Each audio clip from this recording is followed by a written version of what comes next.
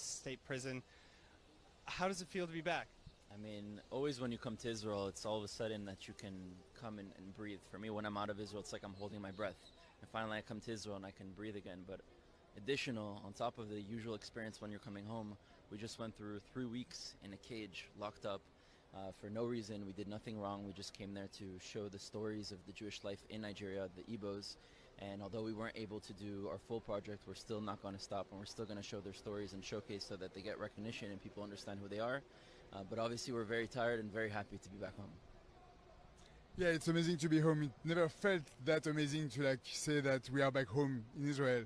For somebody that just met Aliyah a few years ago, it has a lot more sense. But we feel great. We are very thankful about all the people that really worked tirelessly to like help us being back home today after 19 days of captivity, 20 days I think we would say for the full period. But yeah, it's amazing to be back home.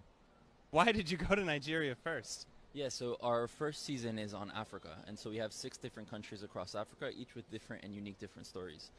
Nigeria is just the biggest story. It's just the most amazing community that's very different than the others. There are 50 million Ibos that they estimate, and it's just the biggest story, so that's the one that we wanted to start with first. David, can you speak a little bit about what it took to release you? It took a lot of effort from 3 different kind of chancelleries, embassies, French, American and Israelis, that were really like in coordination. Each of them had their roles, and we can't like discuss like every single details. First of all, we have to learn all the details because we were kept secret from like a lot of it during the time we were there, because we had no means of communication most of the time. The families were really like involved in back channels to be able to like help us get out. Finally, kind of quickly when you look at similar stories, but we were helped with like a lot of like forces. One of the forces that I would like to mention particularly that was able to provide food for us and a lot of emuna, a lot of faith all the time, is the Chabad of Nigeria. Israel Uzon was there from like the 5th or the 6th day of captivity, helping us, bringing us food, helping us bring food as well to like one of the women that was held captive as with us. So yeah, it's pretty amazing to know that there is the regular diplomacy and there is the Chabad diplomacy. So that's pretty good. Now, I understand that when you were taken by about a dozen men in ski masks. Yes, and now we have Noam. Thank you so much. You are the 3rd person who was taken into custody by the DSS.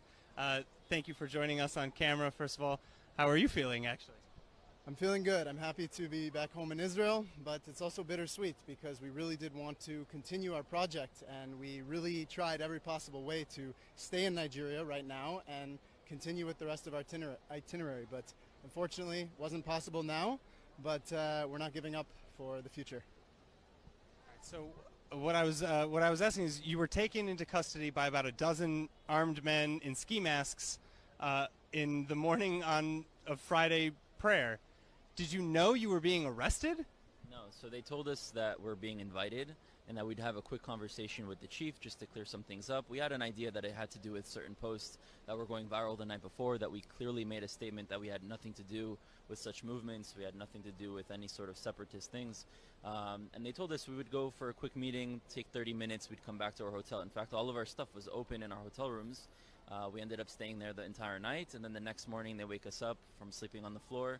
They stuff us back with the black ski masks at gunpoint into cars, and they took us 9-hour drive to Abuja, a very dangerous drive, just swerving and speeding all over.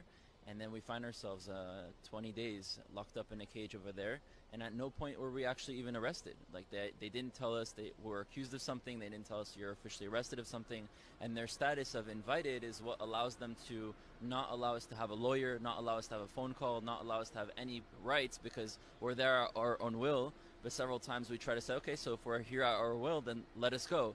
And they said, no, if you go, then we'll stop you. And we tried a few times, and they, again, jumped on us and threw us back into the cage. There's actually one time that me and Noam put our tefillin on and just walked out to the lobby and started like saying, we're innocent, let us out. We made a scene for all the people there, even civilians that were walking into their headquarters. And 10 people came on us, threw us back into the elevator, and threw us back into the cage. So we really tried to do everything to get out But we had I didn't have my phone the whole time. I didn't have a phone call the whole time. I didn't speak to my family. I didn't speak to anybody. So, the first 5 days were the hardest because we didn't even know if people knew about us. We didn't even know if people knew we were gone. We didn't know what was going on. It was